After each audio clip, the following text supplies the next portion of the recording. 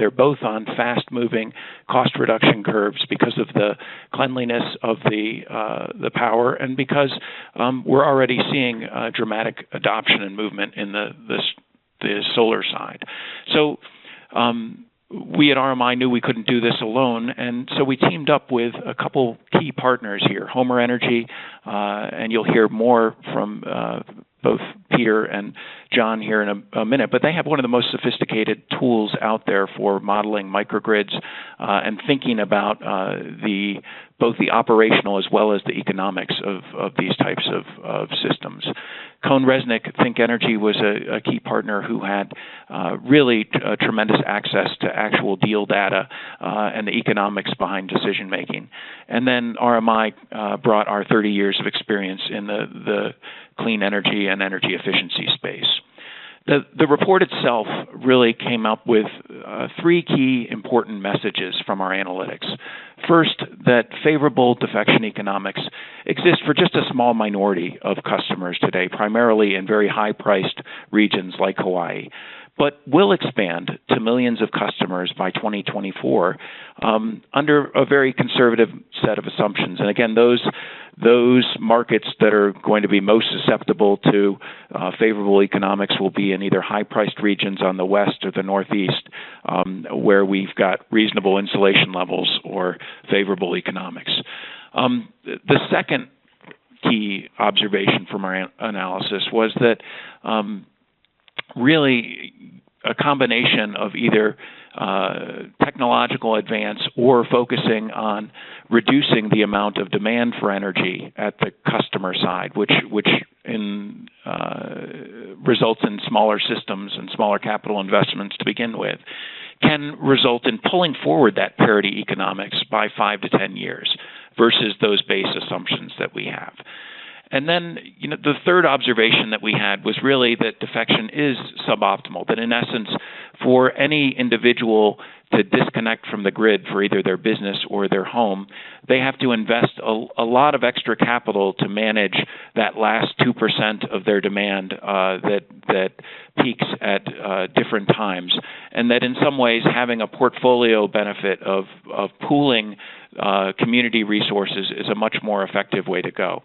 And so these three conclusions from our analytics led to three implications that we kind of noted, specifically that the traditional utility business model is broken today, since the regulatory recovery process for assets that are being invested in may not hold up. In effect, utilities are making investments in hopes of recovering across customers that may not exist in the future. Secondly, we saw very clearly that there are points at which, in the not-too-distant future, these hybrid systems become cheaper than the other forms of generating and managing operational performance of the grid. And for that reason, they can and should be able to create value for the customer, for the utility, and for developers alike if we can find ways to share in that value creation through new business models. And thirdly, that those new business models really need to be structured in a way that allow for the exchange of value between consumers and generators, where that role may shift on a fairly fluid basis depending on time of day, time of week, time of year. And we need to start preparing and thinking for systems that are resilient in that type of dynamic.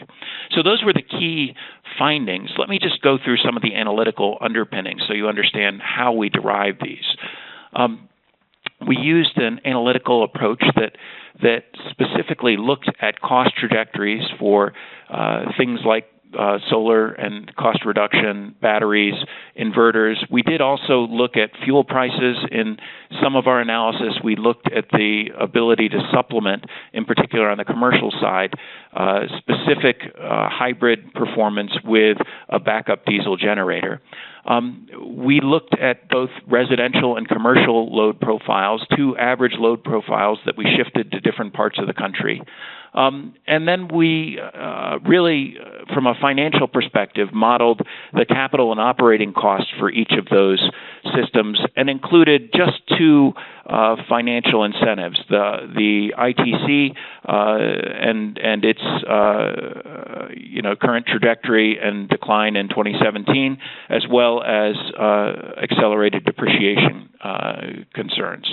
And based on that, we use the Homer model essentially to produce the energy cost and operational performance characteristics that helped inform our report results.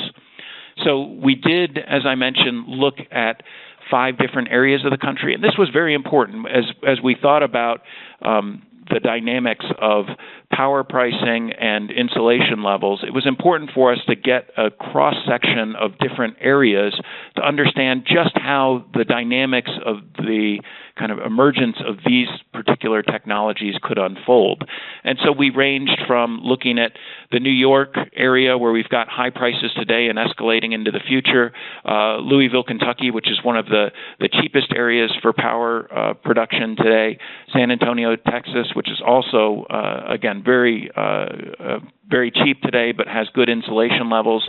Los Angeles, California, which obviously is higher priced and excellent insulation, and then Honolulu, which is the highest priced market in the country today.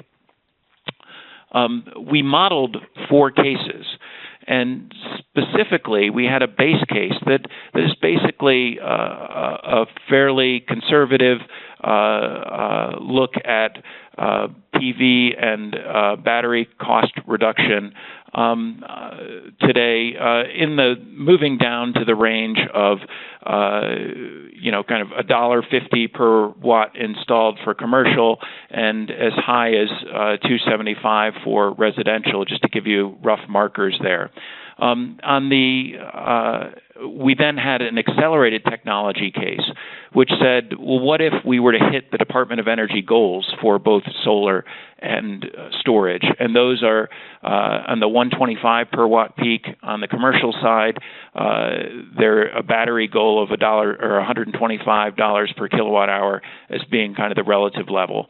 So that was a second case. A third case was saying, well, what if we kept our current cost trajectories, but instead we optimized the load, and we used some Lawrence Berkeley National Laboratory data and studies, along with some other studies to allow us to look at a case where essentially about a third of the energy required was reduced up front before installing these systems to optimize the amount of capital required. And then finally, we looked at a case where we combined both the accelerated technology development alongside a business model that promoted capture of energy efficiency before installing the system to create truly an optimized install, and we called that our combined improvement case. So running that analysis through our data on page 11, what you see here are the results for our 5 different geographies across our 4 cases.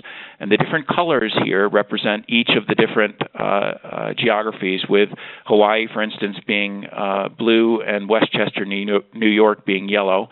And then with alongside each of these lines, you'll see a small set of letters there that indicate the case, where CI is the combined improvement case, BC is the base case, etc. And looking at this evolution of data, what you see is that over the next 10 years, the blue lines, Hawaii in particular, sees grid parity, or the economic competitiveness of these hybrid systems relative to the base rates of the utilities at virtually today at parity or in the very near future. That over that time frame, Westchester, New York, also across all 4 cases, sees parity, and that Los Angeles, California, in all but the base case, reaches parity. So we see kind of the rapid adoption, or not the adoption, but the rapid parity rise. Adoption is a very different story, but we would argue that the economics, in some ways, can infer the start of adoption by where it's cost competitive. On the residential side, you'll see, again, same nomenclature here with divisions of colors and labels, that Hawaii, again, a little bit further off for residential parity, but still within the next 10 years, and that Los Angeles, California, again, in 3 of the 4 cases, we reach parity over the next 10 years, and starting to happen as well in the most aggressive cases in New York State. Now, the interesting thing is this analysis was based on just the average costs and an average profile within a region. If, however, we stratify the regions and look at the different levels of rates across the region, and here you see the division of the 10 deciles in the southwestern United States, including the states of Arizona, California, Colorado, New Mexico, Nevada, and Utah. You see that in our base case, about 20% of customers in that region actually see favorable rates. If we, however, move to just demand-side improvement, about 50% have reached that economic parity point. In our accelerated technology case, you get up to about the 70% level, again, for commercial in this region. And then in our combined improvement scenario, so if a business model is built that allows the capture of efficiency alongside the deployment of much cheaper technology, we get to that combined improvement case having 100% of the customers at risk for economic defection. With the residential story, it's actually not nearly so favorable, but we do see, as in the base case, well above, and you would expect minimal adoption. In the demand-side improvement case, coming much closer to parity for the highest cost residential customers, similarly for the accelerated technology deployment. And then finally, the combined improvement case, you get up to the 70 to 80% range as being economic. So if I just go back and provide the key messages again from this analysis, the first is that favorable defection economics will exist for millions of customers within a decade. And as I mentioned, though, just because those economics exist, it does not imply defection will happen. But the fact is that it does start to put them in an at-risk position for leaving the grid. Secondly, would say as well that defection is suboptimal. It's suboptimal because of the fact that we wind up over-investing in these systems and we have capital that's not being used as effectively as possible. But also there are equity issues around the fact that those who aren't able to afford or who don't have the proper operational configuration to support these systems would be left carrying an increasing cost for the grid. Third, we would say that the traditional utility business model is broken today and needs repair because we simply can't expect that costs will be able to be recovered across customers that could possibly defect in the future. And then finally, there is value in these hybrid systems. Any point at which you see the economics flip and the parity is achieved, then we can start thinking of these as potential resources to provide additional value to the grid, provided we can construct the business models to harness those.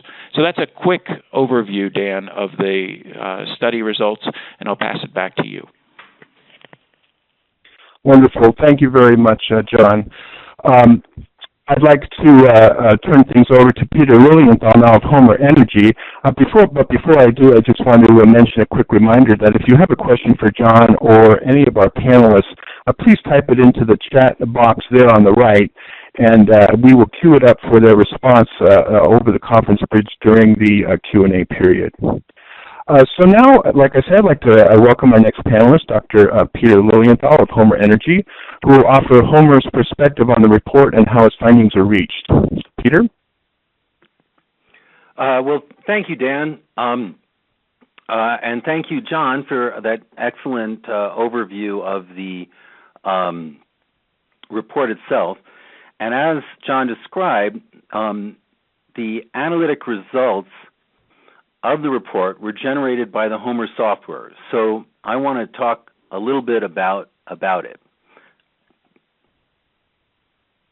The development of the Homer software began at the National Renewable Energy Lab over 20 years ago. In the late 90s, it was converted to a Windows application and made available over the web. It has since taken off with over 107,000 users in 193 countries, mostly outside the lower 48. In 2009, we spun off Homer Energy as a private company with the exclusive license. The Homer software has become an industry standard for modeling all types of distributed power systems and microgrids. These microgrids can be connected to a larger grid, or they can be isolated or islanded. Typically, they are hybrid systems, and there are thousands of ways to combine the various renewable resources with conventional generation and a variety of new storage and load management technologies. All of this new technology is great, but it is an analytic challenge and confronts decision makers with too many choices. Everyone wants to know what is best or what makes the most sense where. Unfortunately, the answer is that it depends. It depends on the site-specific resources and energy requirements, and the technology keeps improving, so cost and performance are a moving target. Homer's role is to fit these pieces together because a confused mind says no. Understanding all these choices requires more than just a spreadsheet. The Homer software is a powerful chronological simulation tool embedded in a decision analysis framework. Resources and loads vary over time, so Homer models an entire year, hour by hour, or minute by minute. This tells you the cost for a particular system. The optimization layer then performs those simulations for hundreds or thousands of different system configurations and ranks them by net present cost to identify the least cost system for a particular scenario. Sensitivity analysis shows how the optimal solution and other results change if fuel prices change or technology improves or anything is different from your assumptions. Here we perform a sensitivity analysis by varying the wind speed, which is on the x-axis, and the fuel price, which is on the y-axis. Renewables are not cost-effective in the black area where the fuel price and wind speed are both low. Above a fuel price of about 62 cents per liter, PV becomes cost-effective in the red area. At higher wind speeds in the blue area, wind is cost-effective, and in the green area, a hybrid of wind and solar is the least cost option. In this analysis, we were able to show that adding wind would significantly decrease both the fuel consumption on the x-axis and the total cost, including the capital cost of the wind, on the y-axis.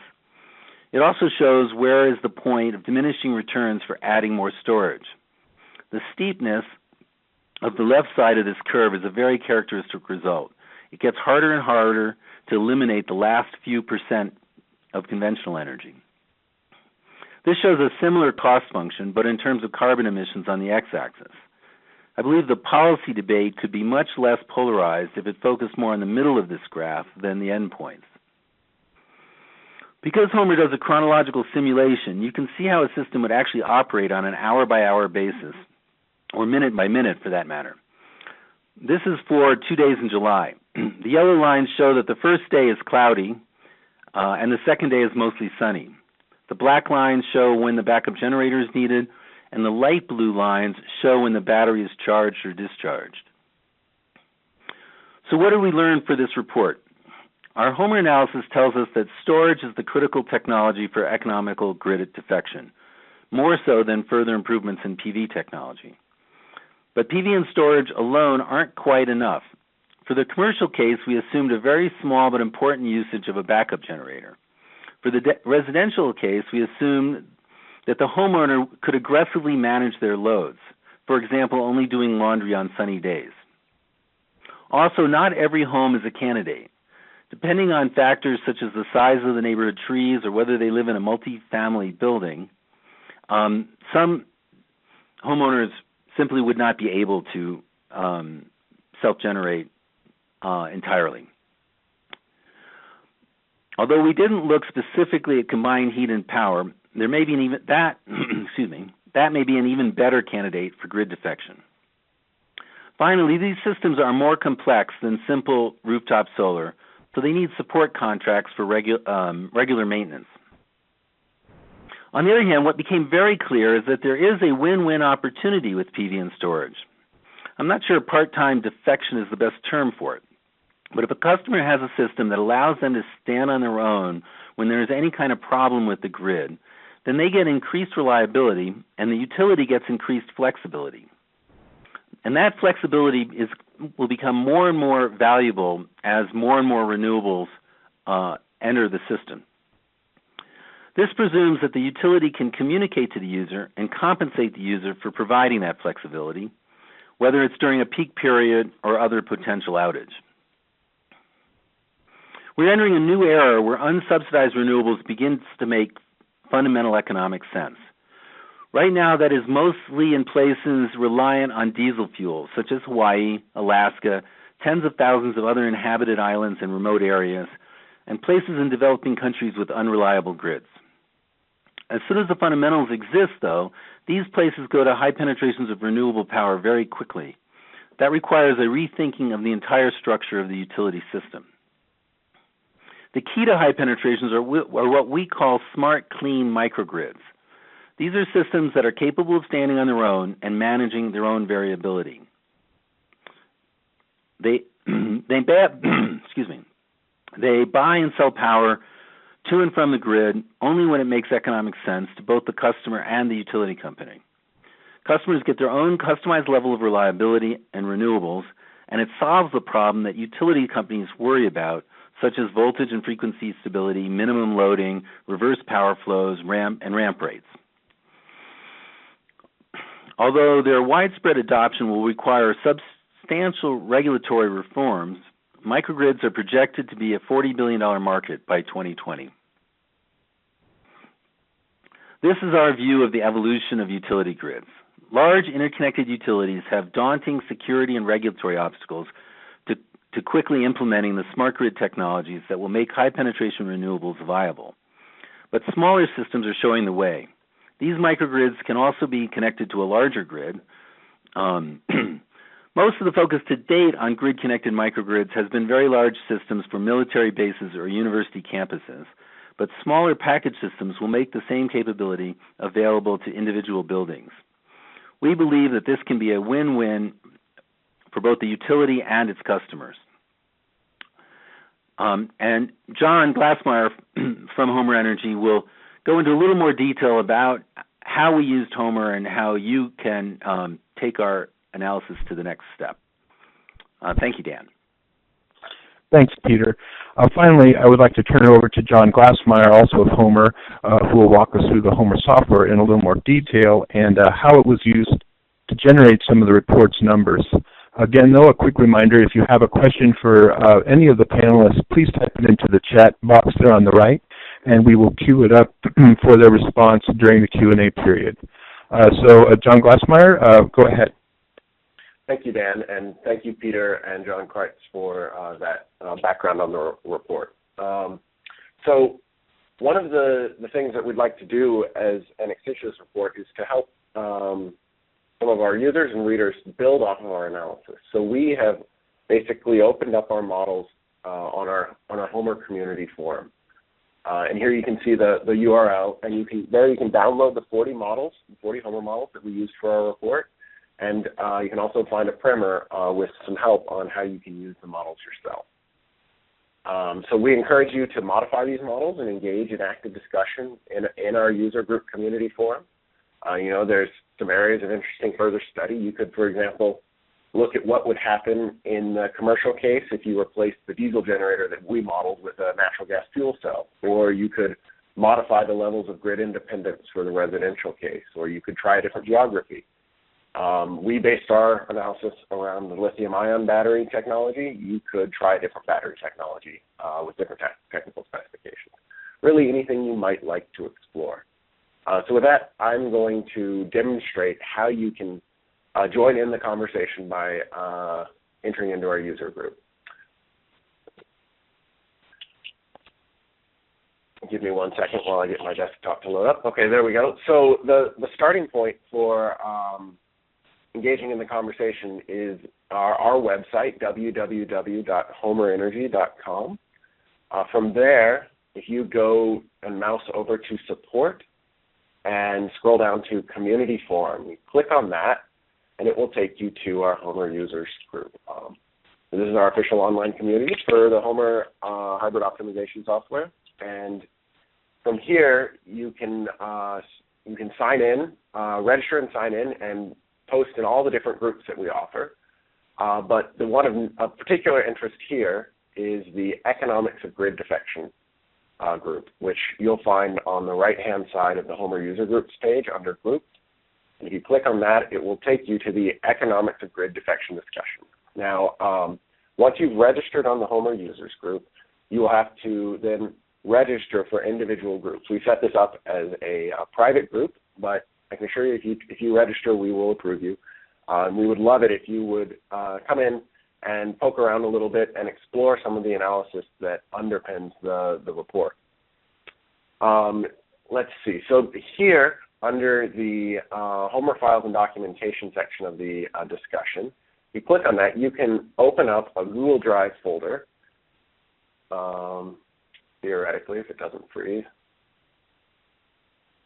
There we go. Open up a Google Drive folder, and there'll be a primer here. And this gives you a bit of background of how you can engage with the models. So this is your starting point. It contains a lot of critical information for understanding how to engage with the models themselves. You can also, it'll give some background on the 40 different scenarios, which you can view. And if you download the zip file right here, the PV plus storage model zip, you will open it up and you'll see all 40 of the different models split by geography. So we've got the 5 different geographies divided into commercial and residential. And then within each of those, we have the 4 different types of scenarios. We've got the BC base case, the ATI, accelerated technology improvement, DSI, demand side improvement, and CI, combined improvement. So here, let me open one of these. So I will arbitrarily open the LA residential base case. If I double click on this, it will load up in the Homer software. And so you'll start here with the graphic version of our sensitivity results. If you've opened the Homer software, this will look familiar to you. And, you know, the first thing I think for this discussion, I'm going to switch it over to tabular. And you can see there's a bunch of sensitivity cases. And each one of these lines corresponds to 1 year of the analysis. So we did an analysis for every 2 years between 2014 and 2050, so 19 different years. And then a final case at the bottom that corresponds to the Sunshot Department of Energy sort of target for PV, and we applied a storage target. This is all described in the report. So if you pair them together, you'll be able to follow what the sensitivities that we run. So the primer has some great background on how you can engage with that. To do it, the key concept is that we use sensitivities to correspond to years, and for each year, there's what's known in Homer as a linked sensitivity. Now, going into depth on that is beyond the scope of a short primer here, a short introduction on these models. But we offer trainings that we can customize and help you to understand how to engage with the model if you want to better understand the Homer model. So once you're in here, you can do things. So you can modify the analysis, as I already mentioned, or you could, for example, explore. So if we take, say, the 2014 case here at the top and double-click down to the simulation results, you can find all sorts of information about what was assumed, how costs are allocated, where the electricity goes. You can go to the battery and see that, for example, in this particular year for LA and a residential case, you had to have almost 60 hours of battery autonomy. So there's a lot of information contained in these models that you can explore. And with that, I think I will pass it back to Dan. Except, one other thing I'd like to remind you before I pass it off. If you go here, down at the bottom of the discussion, we have a spot where you can post comments, and we will be monitoring this to engage in the discussion. So thank you very much. Wonderful. Thank you very much, Jon. So now we're going to move into the Q&A period of our webinar here. So if you have a question for one of the speakers, please type it into the chat area there on the right, and we will queue it up for their response verbally. So gentlemen, first question that came in here, what's your advice for an energy investor? If utility business models are broken, then capital needs to be reallocated. Where should an energy investor be moving their capital to? Who would like to take that one?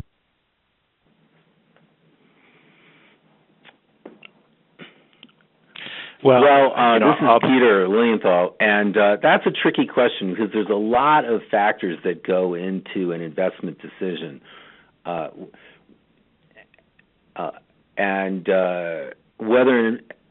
there's clearly a big opportunity for distributed power moving forward.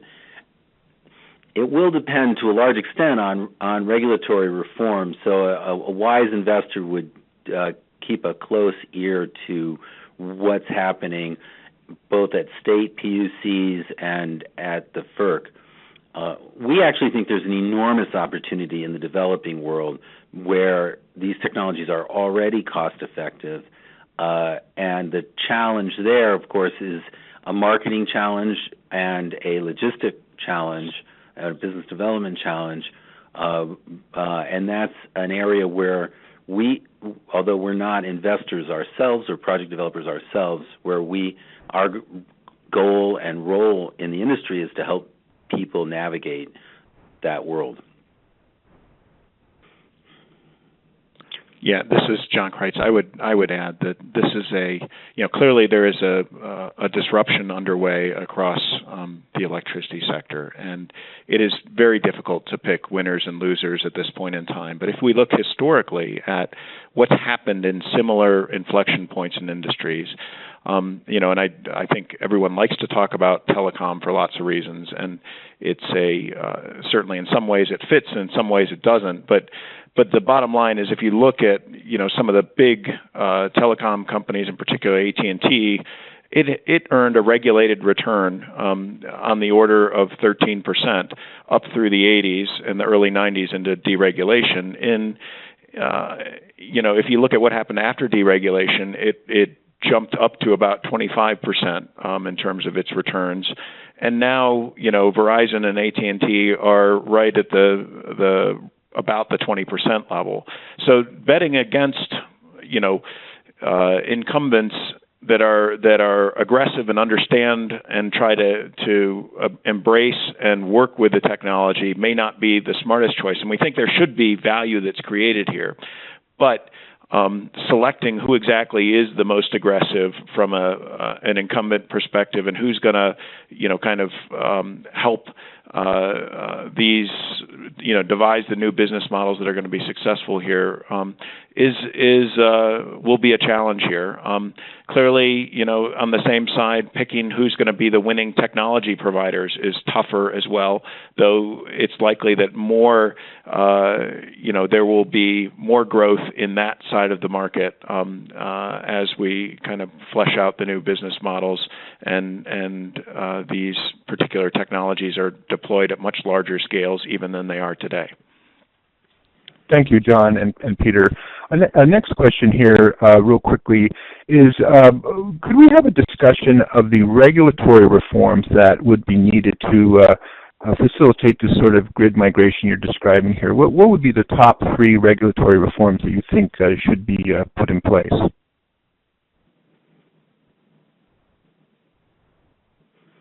Well, okay, I'll go first again, I guess. But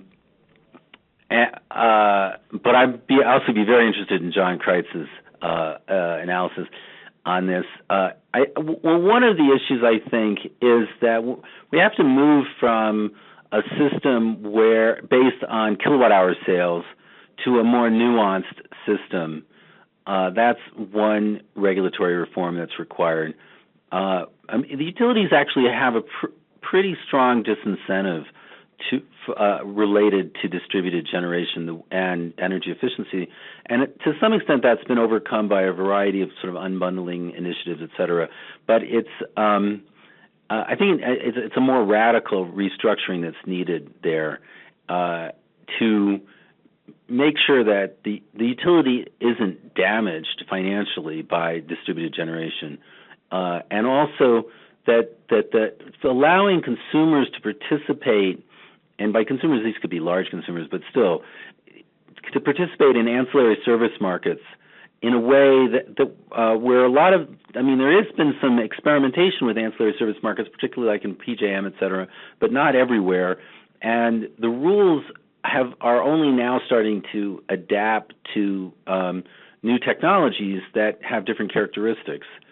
So, there's in no way do I think I have the final word on this. There's a lot of experimentation and analysis that needs to go into it, and hopefully it's going to be done with less sort of political posturing, which I think was part of the problem with the California deregulation 15 years ago. Yeah, this is not a simple question, and I think Peter made a good set of observations there. Migrating to a world where we can actually capture this value is going to require us to rethink exactly how we, look at where value is created and how to compensate both sides effectively, and moving away from kind of the net energy metering debate, which is about a static transaction cost, and even value of solar, while it's interesting, it doesn't fully accommodate the fact that these systems are going to create different types of value at different points in the grid.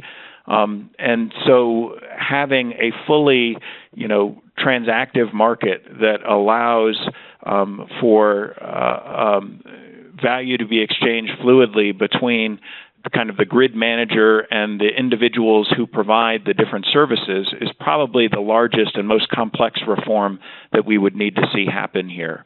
There are other things that are important for us to consider, like how exactly we allow interconnection in the near term and classify these different assets so as to promote their development where they're economic and where there's value to be created, and all different forms of regulatory options in terms of how we share the value in the end. But fundamentally, again, I think the most important reform is a focus on value and ensuring that becomes, kind of the mantra and the building block for any stable regulatory system going forward. Thank you very much. We've had a couple questions about application of this grid defection scenario in the developing world. One attendee asked, have you modeled any developing countries using these same style scenarios? And another attendee asked about whether this scenario can be applied to regions in South America in terms of technology and economics. So the question is, grid defection in sort of developing countries. What's your view on that? Peter, would you like to go first? Yeah, thank you. And we've looked at this issue quite a lot. We've never published a report as sort of the comparable to this report that we did with Rocky Mountain Institute, but we do see, especially on islands that burn diesel fuel, like Hawaii, but that don't have as well managed or as reliable a grid as Hawaii, a lot of customers really seriously either looking at this or have already defected with just a diesel generator, their own diesel generator. So if you're paying 50 cents a kilowatt hour, which is not uncommon in islands around the world, you actually can just with a simple diesel, or up until recently at least, match that with just a diesel generator. But now you're using that diesel generator a lot, and it makes these hybrid systems very attractive. So we've done a lot of work with developing countries and probably are overdue for a similar report to this, looking at especially those developing countries that burn diesel fuel, which are mostly the smaller ones. Or developing countries like the India and the Dominican Republic are my two sort of poster childs, but it's not, there's lots of other countries like this, where everyone that wants to run a business, or even middle and upper income households that can afford to have a backup generator, and they use it a lot. And so that's another attractive market. And thanks, Peter. The attendee who submitted that question had a follow-up about how about countries in Africa like Tanzania and Kenya? What's your thought on that region? Oh well, Kenya has an incredible solar industry that sort of sprung up completely grassroots, very very small solar systems. Supposedly, the data is that more people in Kenya have gotten electrified through solar hybrid systems than through the utility company over the last few years. And Tanzania has a very interesting initiative to promote microgrids for rural electrification. And so these are microgrids that are not grid connected. And those are two leading countries in Africa, but pretty much the entire continent is prime for these off-grid microgrids. Thanks, John. Do you would care to add to that? I think Peter has covered the topic well. We at RMI have been working most recently with Homer and Carbon Warm, specifically in the Caribbean. And to Peter's point, just see that as a key area to understand how the clean microgrids can be deployed because they're economic today and because it's a tremendous solution for them in terms of getting out under the burden of debt and the export of their hard-earned dollars in the end right now to petroleum countries and companies. So that's a key area for application of this in the near term. Many of these small, especially island developing countries, can spend 25% of their entire GDP on oil imports. So it's an economic necessity for them.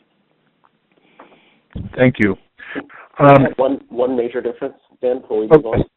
Sure, go ahead. So one of the big considerations implicit in a lot of what Peter's been talking about in off-grid areas is that there's a fundamental difference between here in the U.S. where you have these stranded utility assets, and in the rural areas where you actually have to choose to extend the line, or you have this option when you're doing your planning. But do you extend the grid or do you build a microgrid? And so that's a fundamental distinction when you start looking at particularly continents like Africa, where there's not an extensive grid. Okay, thanks. Next question, a little bit more technical in nature. Let's see. Would optimizing PV array orientation, that is the azimuth angle, help improve the demand-side load management? Would somebody care to take that, perhaps Jon Glassmire? I'm sorry, it cut out. What was the question? The question is, would optimizing PV array orientation, that is the azimuth angle, help improve the demand-side load management? Yeah, I mean, there is, of course, some benefit from changing the orientation of the PV arrays. Particularly when you get to these smaller systems, when the power is being produced, needs to match up. If it matches up closer to when it's being used, you can do that a little bit through PV orientation. However, the real driver for these systems is the storage, as Peter discussed. If you are interested in exploring that question, it's actually a really great question to use in the Homer software, because you can do quick sensitivities on slope and azimuth and see what the impact is on the operation of a microgrid system. Thanks, John. Next question here. Would community or district energy systems, say at the distribution substation level, be more economically efficient than end users building their own systems? What are your thoughts on that?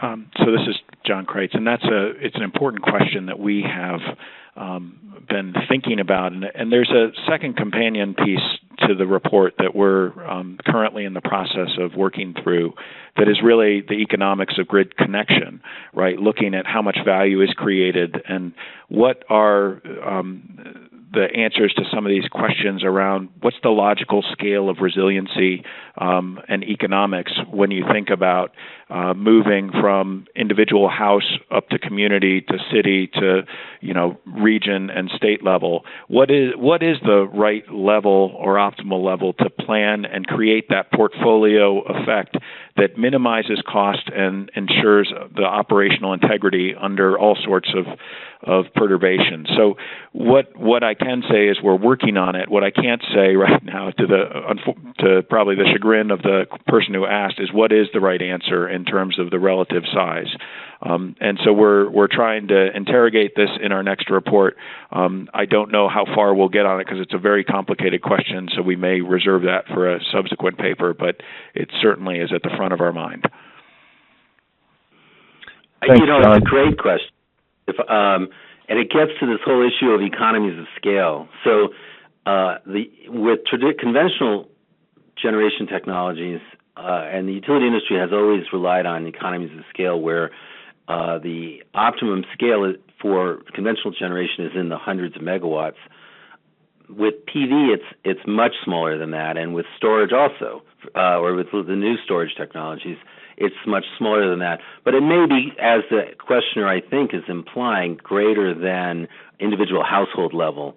So I think there is a huge opportunity for community scale or substation scale microgrids. It raises a regulatory one of many regulatory issues, and this varies from state to state, and it's hard to keep up on this particular topic. But in many states, there's some real regulatory issues about a microgrid that wants to serve customers becoming itself itself a utility company? Does it need to be regulated? Is it crossing property lines? So that makes a difference, and different states deal with that differently. Is it crossing rights of way, like the roadways, et cetera? So these are legal issues that I'm not really the expert on, but it's just an example of the issues that arise.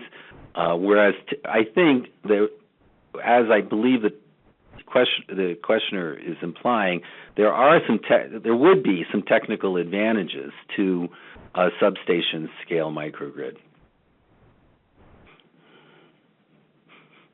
Thanks, there are these Jeff. regulatory and transaction trade-offs, just like there's trade-offs all over the place with this analysis, with this Thanks. issue. Jon, do you have anything to add to that, Jon Glassmire? I think Peter and Jon covered it quite well. So I think I'll leave it with that for now. Okay, thank you. A next question here.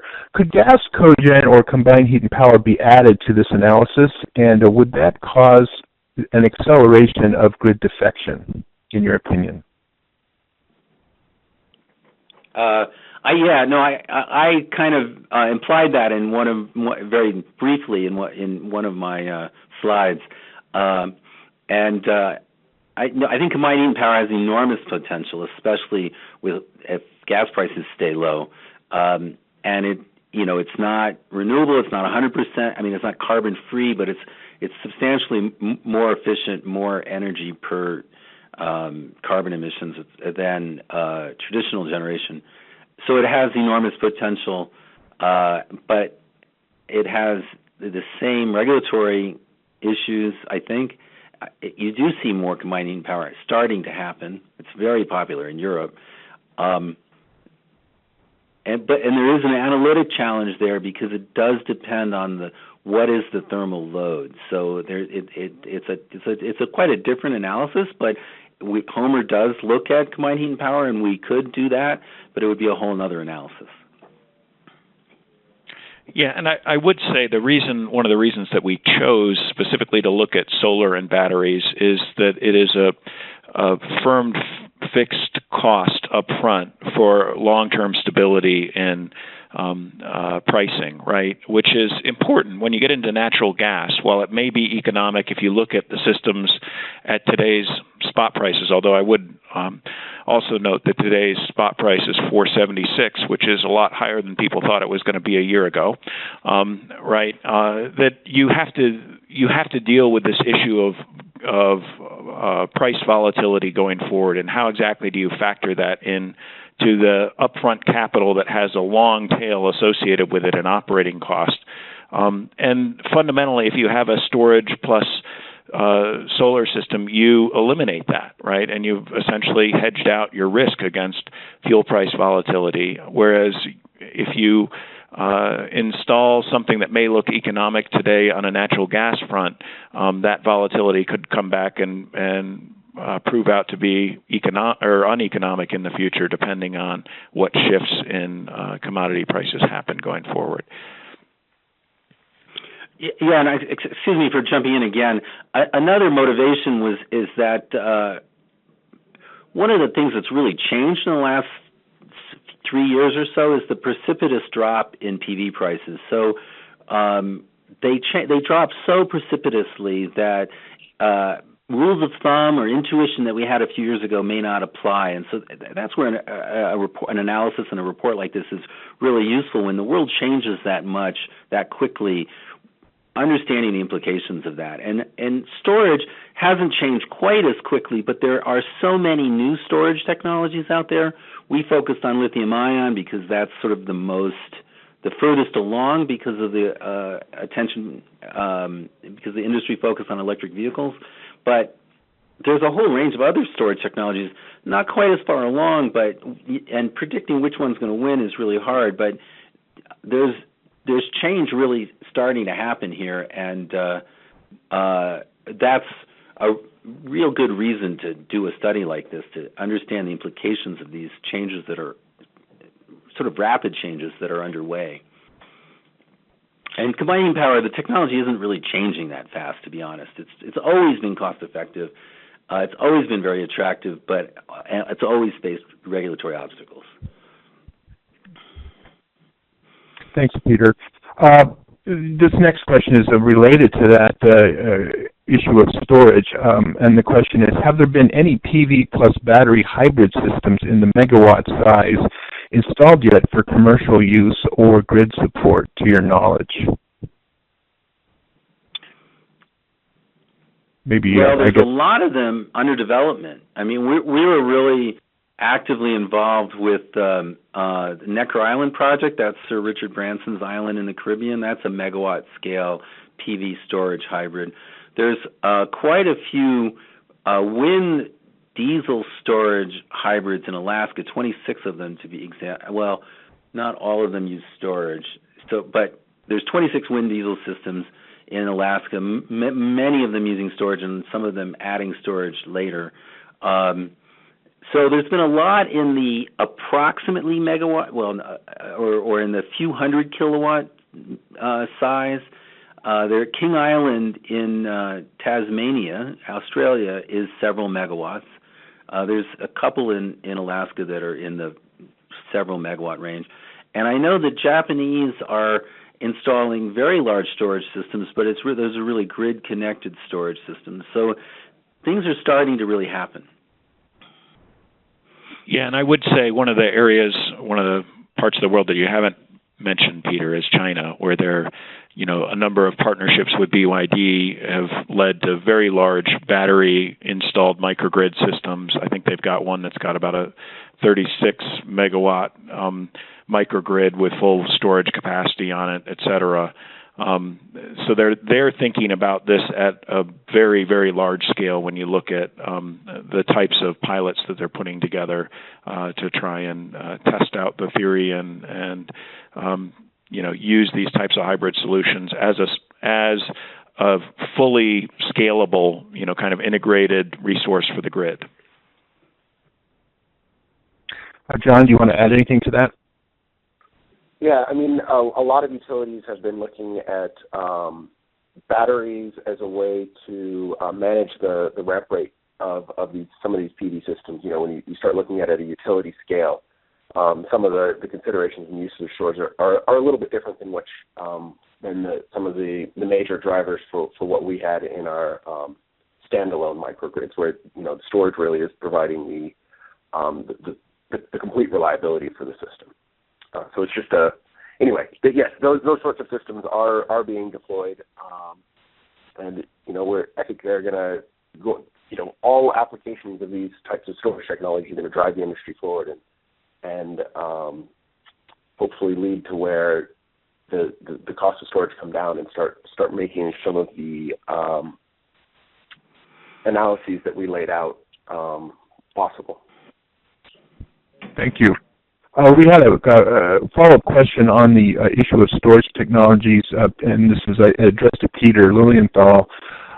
Following your comments on storage technologies, could you please comment on the state of flow batteries and what you think their prospects are at the current time vis-a-vis other energy storage options? That was to a large extent what I had in mind when I was talking about this flowering of storage technologies that, in addition or separate from lithium ion. I don't like to pick winners and specific winners because there's so many choices out there, and there's so many factors that could determine whether a particular technology is really wins, is really successful or not. We like the fact that flow batteries have the kind of durability that's always been sort of the Achilles heel of lead acid batteries in particular. And most of the problems that we've seen with flow batteries to date are teething problems. Frankly, the stupid kind of problems that new technologies often have, of like leaky hoses and stuff that should be easily fixable once the technology matures. We're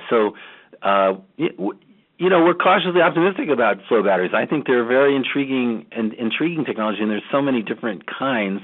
I'm pretty optimistic that one of them will find a good niche, or at least one of them will. They're of no interest to electric vehicles, but for stationary applications, it's a completely different use case, and you don't really care as much about the weight of them. So it's probably not a totally satisfactory answer, but I'm cautiously optimistic that flow batteries will be an important part of the mix. Some form of flow battery, at least, will be an important part of the mix going forward. Dr. Creyts, do you care to add to that? No, I completely agree with Peter that there are so many innovations that are happening, not just in flow battery and Canone, kind of based chemistries, but also if you look at the organic innovations that are happening on different types of batteries. We took lithium ion as our base case because it's a knowable technology where the cost reductions can be designed in through standard, market-based innovation, and all these other technologies that are emerging. There will be some that come on that are lower cost and better suited to different applications, and that makes this whole field even more exciting because it means that, again, if you just look at lithium ion, our projections are probably conservative relative to what's going to happen in the long run, because there will be other types that come in that offer different value and different utility to advance the storage capabilities in other ways.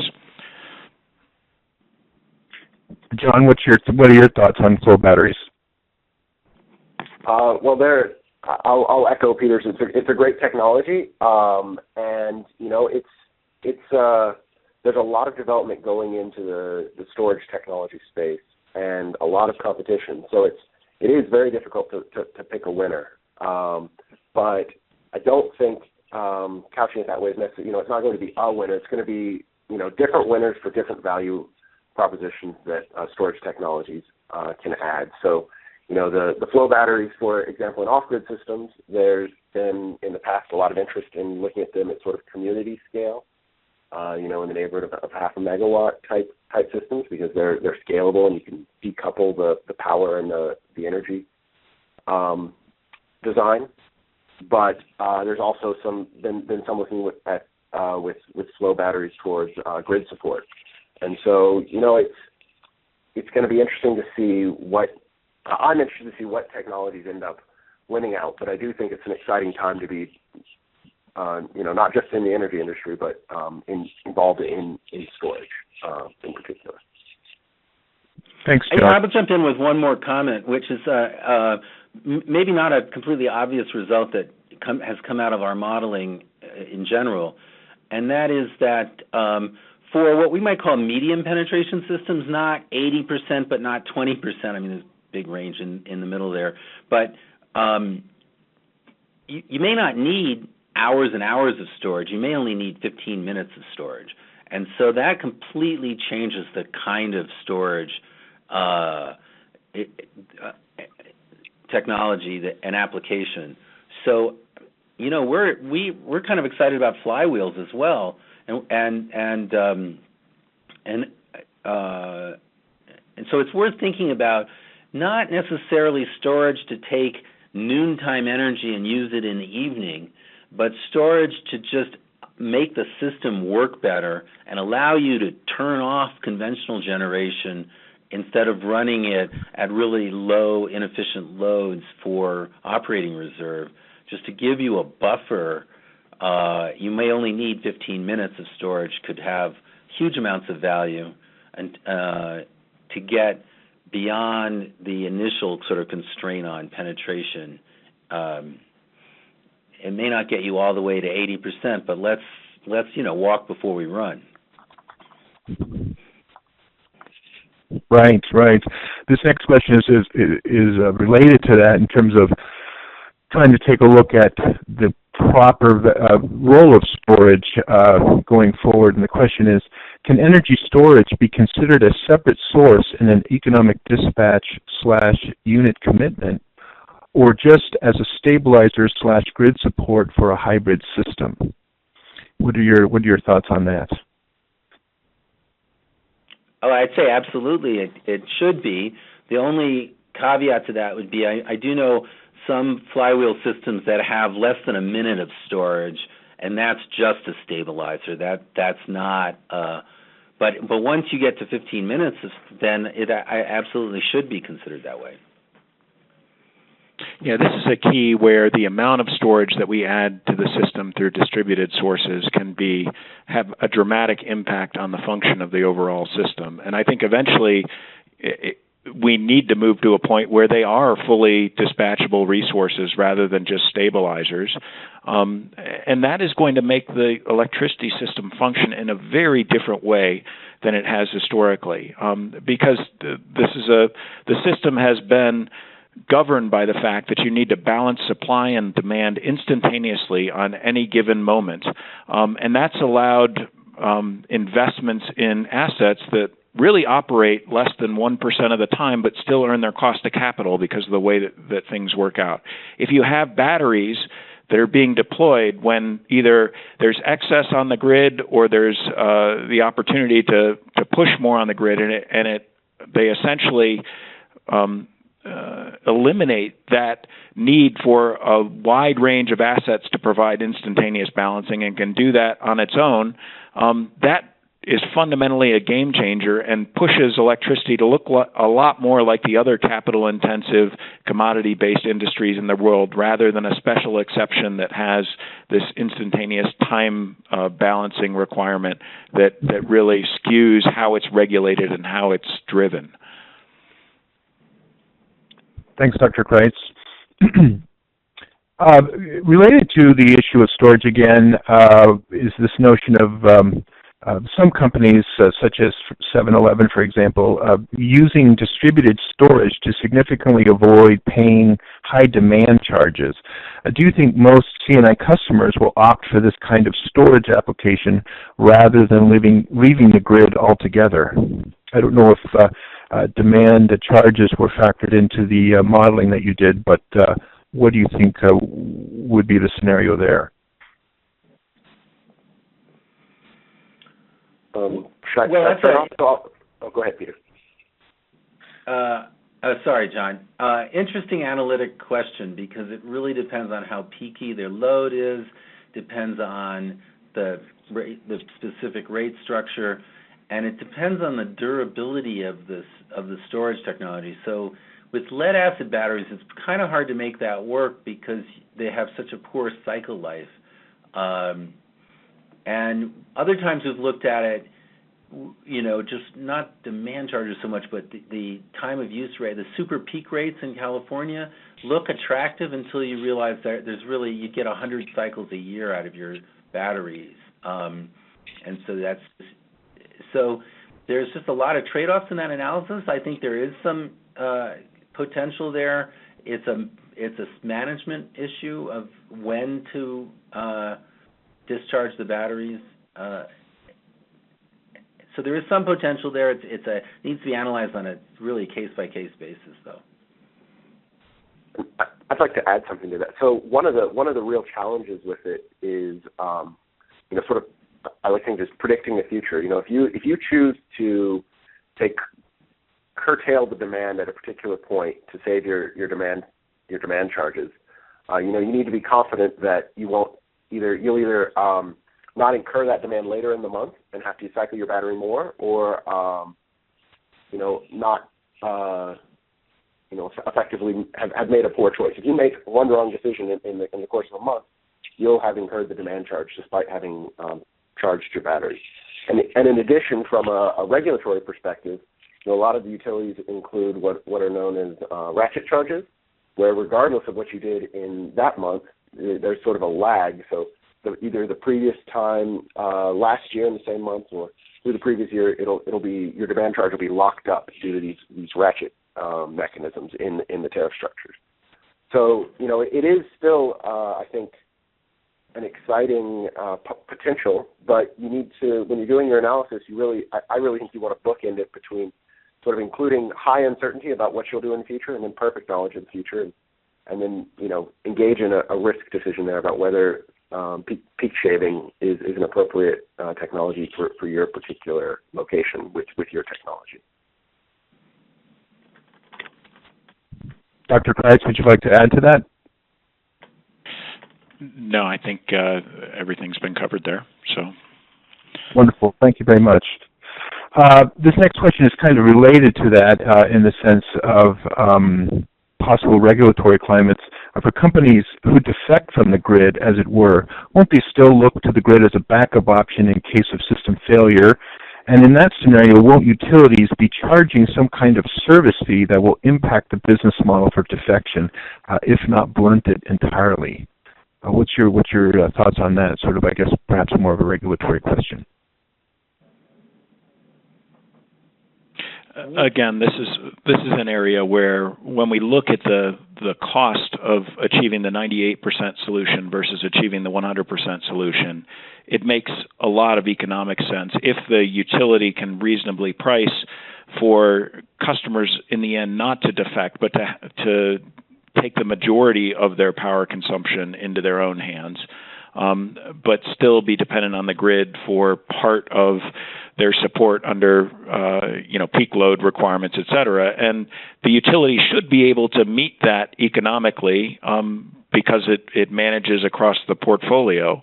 Whether or not the math works out in the end, and utilities do price that reasonably and accordingly and don't stimulate full defection, will be a source of ongoing debate and discussion, right? And I think the important theme is that the prospect of defection empowers the customer tremendously to engage directly with the utility on exactly these types of rate and pricing issues, so that there is a real and constructive dialogue around how charges could and should be allocated, right? And that's critical. In the end, I'm quick to say there's a big difference between hitting that economic parity point and actual defection. But at the same time, because customers will be substantially empowered when they can economically self-provide, the utilities need to come up with solutions that honor that and that reasonably apply those costs and don't have punitive ratchet charges or other things that in the end stimulate the defection that isn't in their interest and probably isn't economically in the interest of the potential defector as well. Thanks, Jon. I think this is an important question. In the past, when full defection wasn't even on the table, was not even close to cost effective, standby charges were an effective way to discourage any kind of distributed generation. But high standby in the future, if grid defection is close to economic or is in the future, this could flip where high standby charges actually encourage grid defection.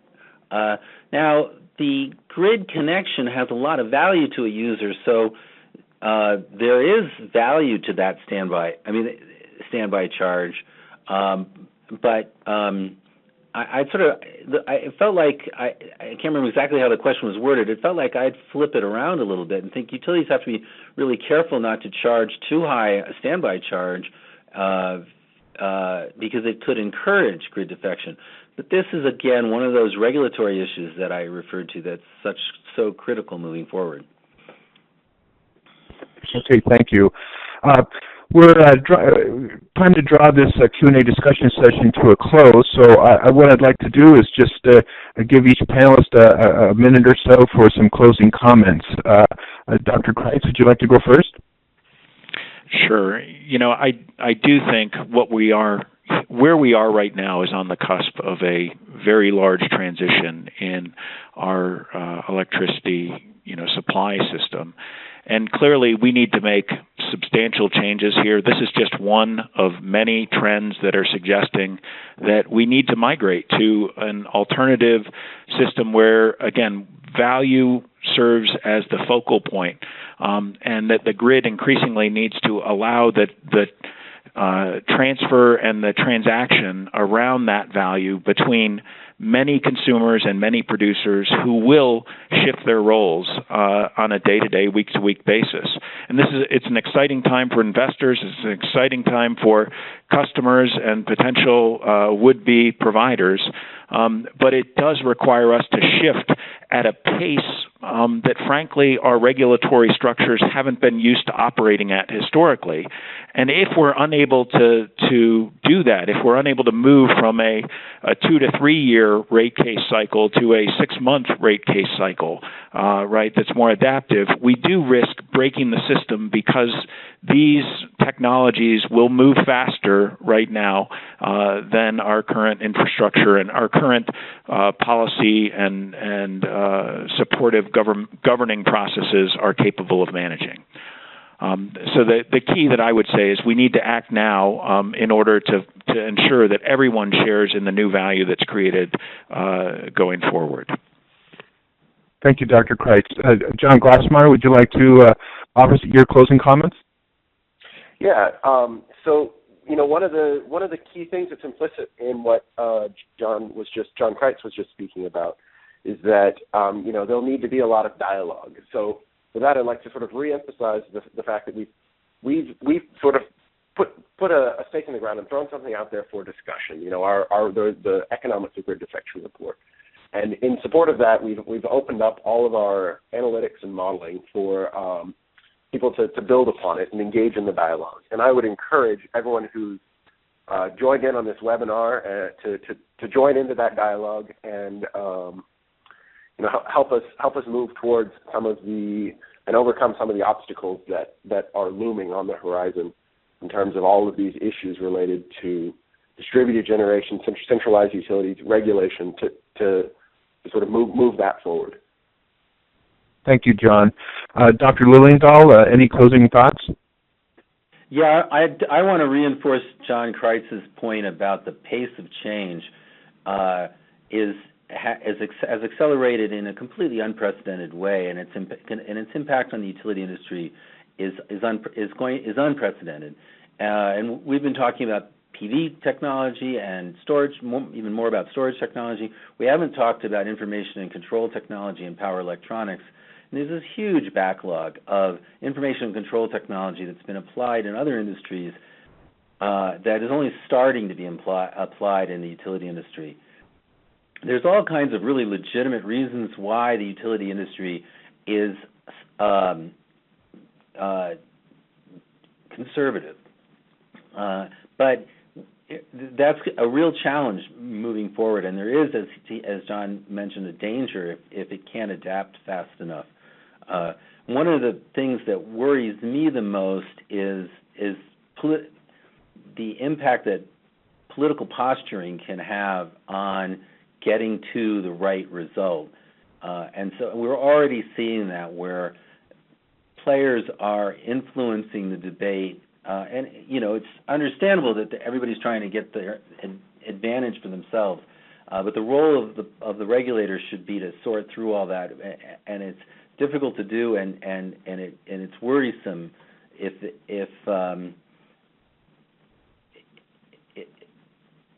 the result isn't driven by good analysis and instead driven by whoever can squawk the loudest.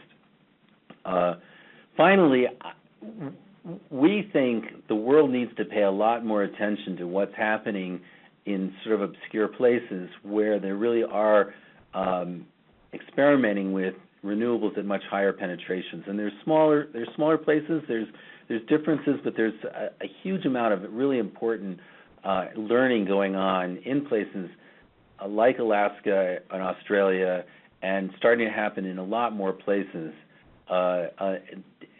about how to manage utility systems with using load management and storage to manage high penetrations of renewables. That's sort of our focus. We think the world needs to pay more attention to that sector. One of the challenges, of course, is that these solutions tend to be a little bit site-specific, but there's still a lot of learning that everyone could benefit from.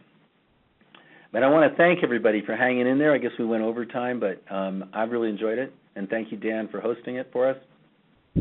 Yes, thank you, Peter, and thank you again to all our panelists who participated in today's webinar. Just as an administrative note, a recording of this webinar, including both PowerPoint and audio, will be available to registered attendees shortly after today's session. Also, we will send out the PDF of this presentation, so you'll have that as well. And we will send a link where you can view the recording in on-demand format once it's available. If you have further questions for our panelists, feel free to send them to info@microgridnews.com, and we'll be happy to have the speakers follow up with you directly. So on behalf of the Rocky Mountain Institute and Homer Energy, I'd like to thank you all for attending, and we look forward to your participation in future such webinars. If your company is interested in suggesting a topic for a future webinar, please feel free to contact us. And we look forward to staying in touch and answering any additional questions you may have. So thanks again, and we'll be signing off now. Thank you.